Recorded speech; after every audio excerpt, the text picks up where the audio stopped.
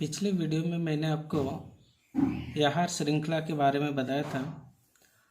अब आपको मैं बताने जा रहा हूँ आहार जाल, फूड वेब। फूड वेब क्या है ये समझिए।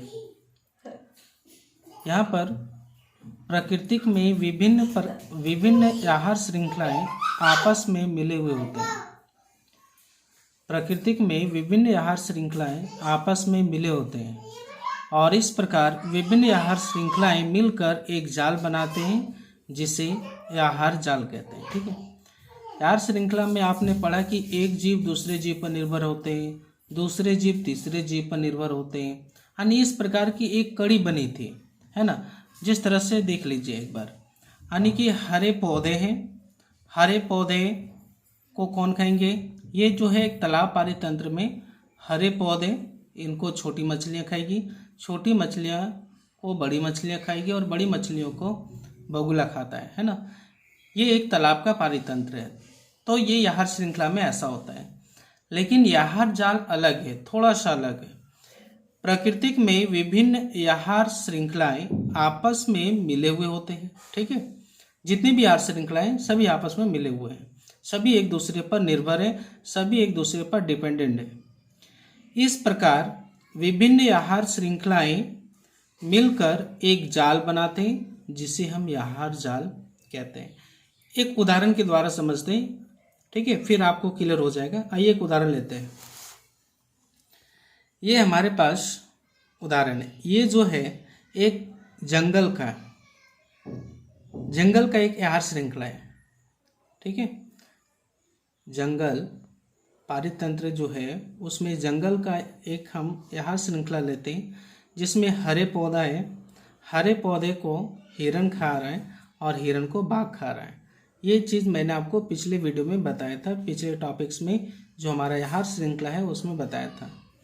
लेकिन यहाँ पर मैं आपको आहार जाल समझा रहा हूँ, इसलिए इन बातों को एक बार ध्यान दीजिए कि हरे पौधा है, इन्हें हिरण खा रही है और हिरण को बाघ खा रहा है। ठीक इसी प्रकार एक मैदान की बात करें, मैदान पारितंत्र की बात करें, तो एक हरे मैदान पारितंत्र में हरे पौधे और हरे पौधे को कीट खा रहा है और कीट को मेढक खा रहा है, मेढक को सांप खा रहा है और सांप को बाज खा रहा है।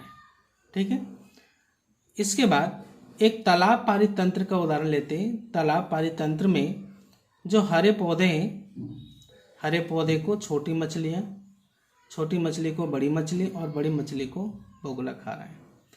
लेकिन यहाँ पर अंतर ये है आहार जाल में कि कोई भी जीव किसी को भी खा सकता है, किसी पर भी डिपेंडेंट हो सकता है।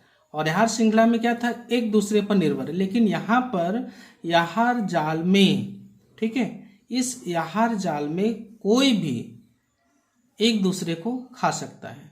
जैसे मान लीजिए, ठीक है, कि बड़ी मछली जो है नहीं है तो बगुला छोटी मछली को भी खा सकता है। आहार श्रृंखला में यही चीज है कि एक दूसरे पर डिपेंडेंट था, लेकिन आहार जाल में कोई भी जीव एक दूसरे जीव को खा सकता है। ठीक है, मेढक नहीं है तो सांप कीट को भी खा सकता है, राइट। यदि मेढक नहीं है तो सांप किसे खा सकता है? कीट को भी। और यदि यहाँ बड़ी मछली नहीं है तो बगुला किसे खा सकता है? छोटी मछली को भी खा सकता है, बराबर।